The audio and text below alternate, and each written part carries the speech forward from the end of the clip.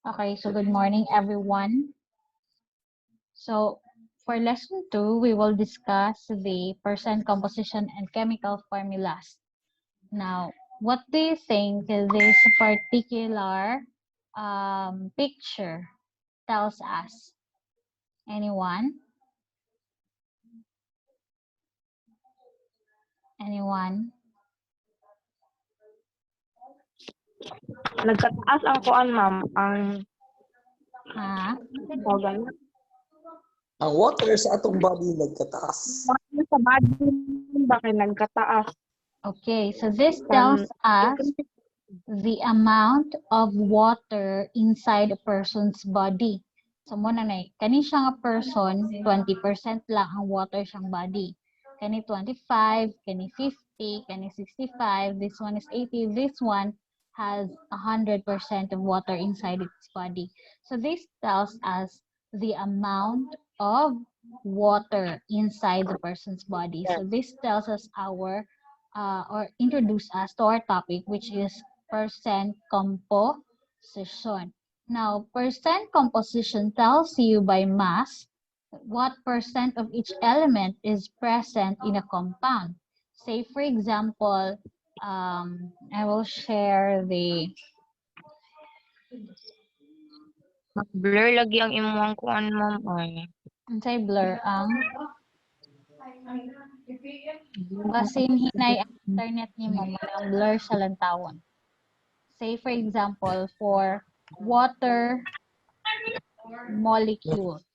Water molecule is composed of hydrogen and oxygen atom. We have two hydrogen atom and an oxygen atom. Now, in percent composition, we are going to identify how much is or in what percent does the composition of hydrogen in the molecule. So, mo na siya ato ang i-determine yan.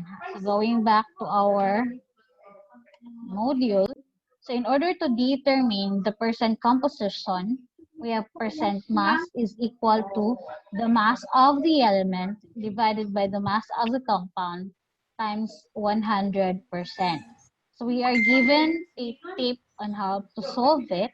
So first, the percent composition of all elements in a compound must add up to 100%.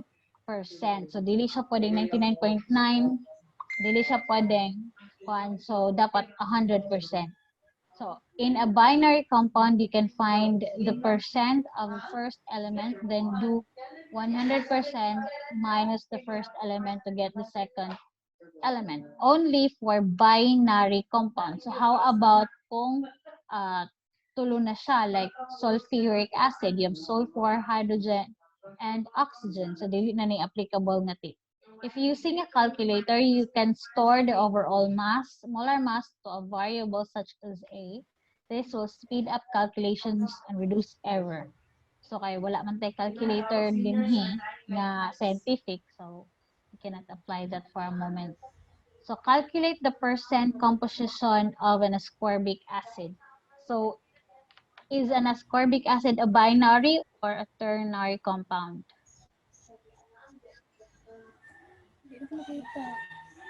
Dili makita? Ascorbic, ha?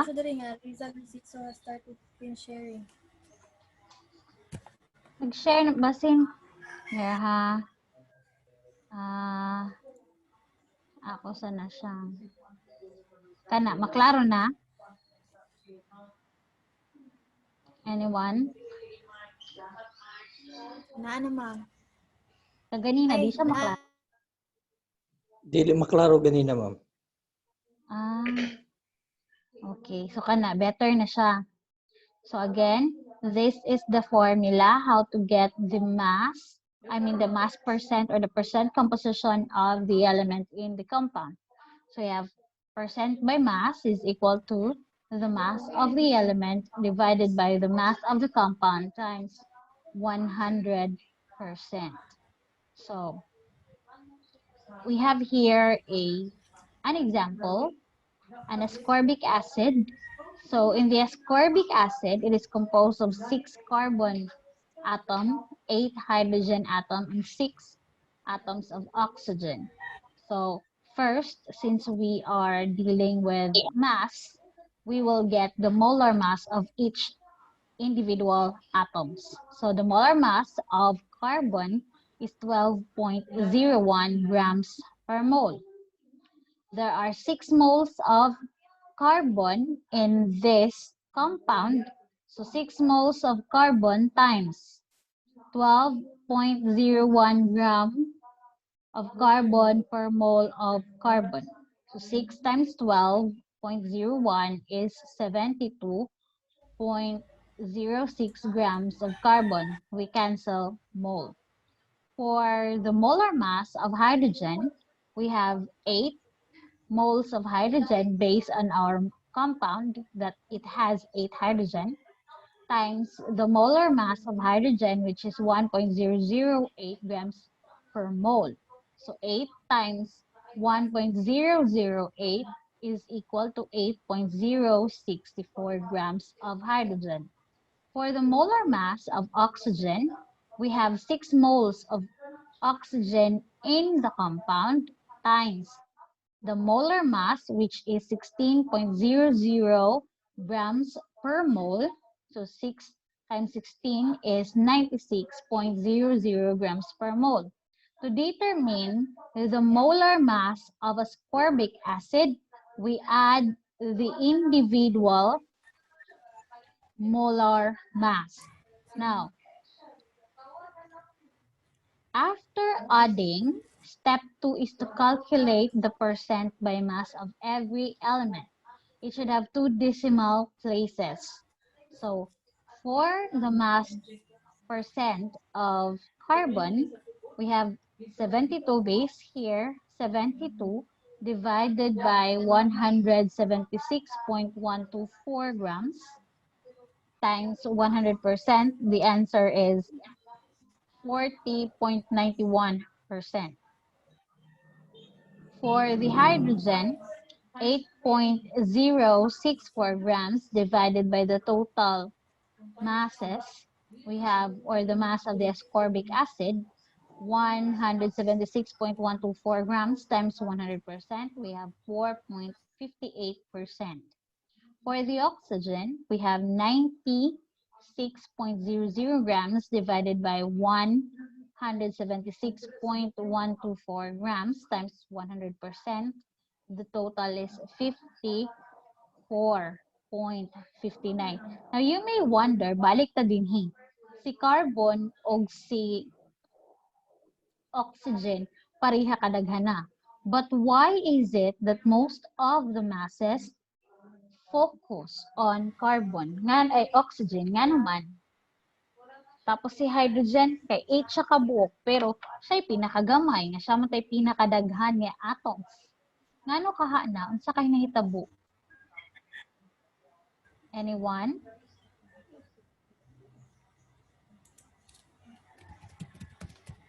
Anybody? Ngano man si oxygen, nga parihara mo ta sila kadaghanan ni carbon, di ba? Tag 6-6 ra na sila. If we go back here, di ba, in the molecule or of ascorbic acid, there are 6 carbon atoms and 6 oxygen atoms.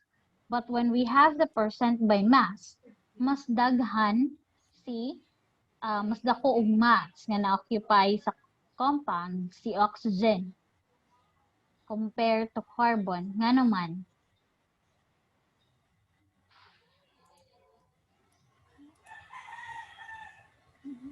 tapos si hydrogen nga 8 kabuok siya na nun ang pinakagamay.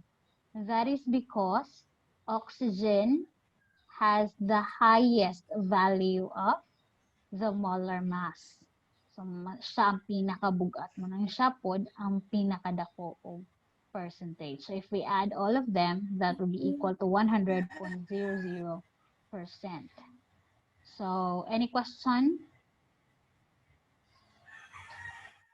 Any question? Ano to? Anybody? So let's have another example.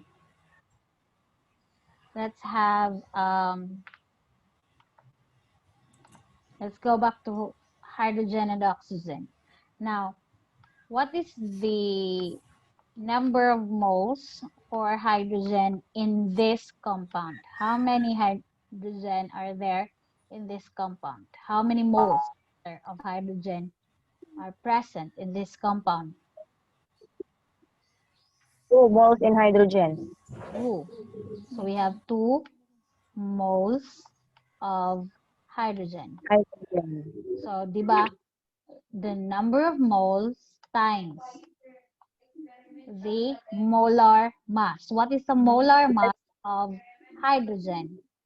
1.008 1.008 grams per grams per mole. mole. So we cancel mole. 2 times 1.008 is 2.016 grams. grams. Right? How about oxygen? How many moles of 1. oxygen are present? Only 1. Mm. So 1 mole of oxygen times, what is the molar mass of oxygen? 16.00. 16. No? 16.00. Nanay point dira ha, basin grams per, Over Ma'am, sa'yo ba sa molar, ano yung molar mass niya, ma'am? ansa to? Ang sa ganun basihan, ano yung molar mass, ma'am? Duha mo Sa ni imuhang kabuok dre. periodic table kanang kwan. Duha mo ni kabuok. Kanang duha, di ba, pareha ra man na sila. Kanang isa 15.99 ko, i-round off na nimo 16.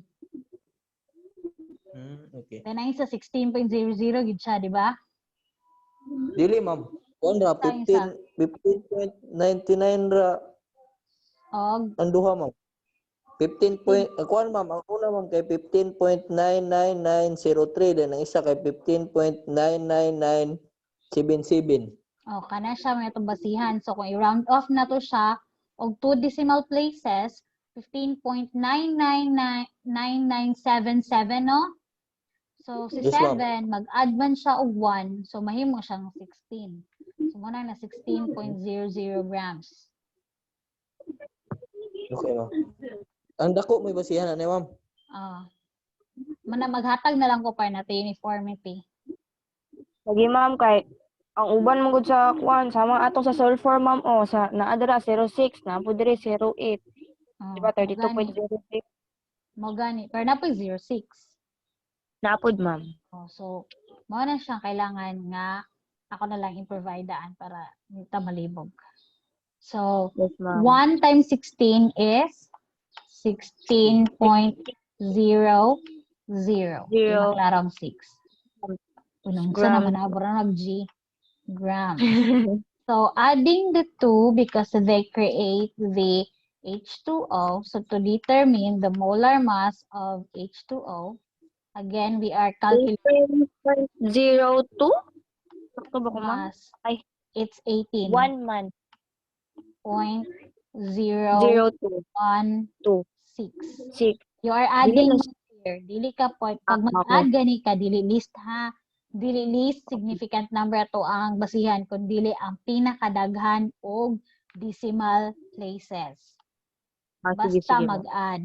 Add and subtraction, we cater the most number of decimal places. For multiplication and division, we cater only those that has the least, or we consider the least number of significant figures. So, muna siya ang total number. Now, to get the percent composition, percent mass of hydrogen, 2.016 good, divided by 0.016 grams divided by 18.016 into 0.016 grams times 100%. So, what is the answer? So, ito siyang atong, ay napagtaan sa na akong calculator ha. Calculator, i-open sa tikadaan. Ay, sa tika i-share. 11.09. Oh, 11 point. Divided by So, 11.06. 2.016 divided by 18.016 is equal to, di ba, taas kaayo na siya? Di ba, times 100. The answer niya, duha raman ka decimal place. So, we have 11.19. Nakita ninyo? So, 11.19 kasi 2 decimal places lang tayo. So, going back to our board. So, 11.19%. 2.016. So, kay binary man, pwede na ito gamitin ito nasa tip nga i-minus lang. Pero for sure tayo, let's proceed to the same process. So, 16.00 grams over 18.016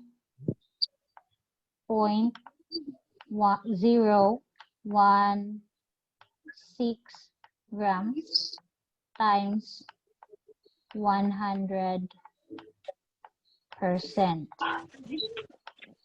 So, the answer is, let's share the calculator. So, we have 16 divided by 18.016. The answer is that 88.81. So, times 100, we have 88.81 kay 9 man na siya. So, the 0 will have a plus 1. That is on the rule of rounding off. So, we have here 88 point, pila to? 0.08. 81. 81, ma'am, or 80 ra? 81 kay 9 man ang nagsunod sa 0, di ba? Di ba? By rule of rounding off,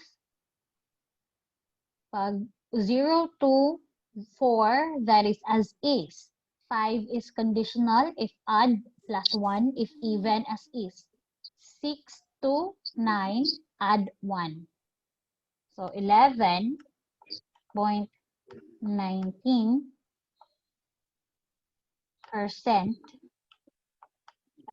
plus 88.81%. So 9 plus 1 is 10, carry 1.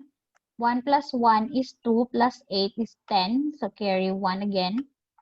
1 plus 1 is 2 plus 8 is 10 again. Do not forget the decimal place. Carry 1.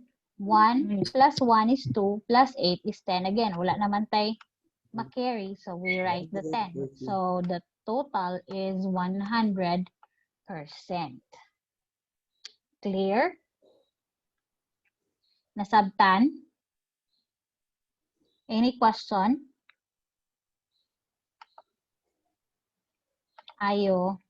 So, I will have an activity para before mo mag-answer, Ani, before mo mag-answer sa module, gusto sana ko makita if what I have discussed here is thoroughly absorbed sa inyong brain cells. So, maghatag kog activity nga buhaton karong adlaw dito sa yes, sana all gid siya. Dito sa kanang ato ang sa atong Google Classroom. So that will be all for this Ma'am, may morning. post ni daan, ma'am. Yes, i-post sa nina Wala ko ko before kasabot, ko ma'am. maghatag. Nganong wala man ka nakasabot, Malon? Ato yung balikon para makasabot ka. Wala. Wala Ha? signal, wala. So naputol-putol. Sige. Para makasabot ka, lantawan na rin siya balik. Putol-putol man gihapon, ug ako ang balikon, murara ko kuan. Naguba nga plaka na. So anything, any clarification regarding the topic? Wala na. So that would be all. Thank you for participating. I will post later the activity before you answer the module. Goodbye all.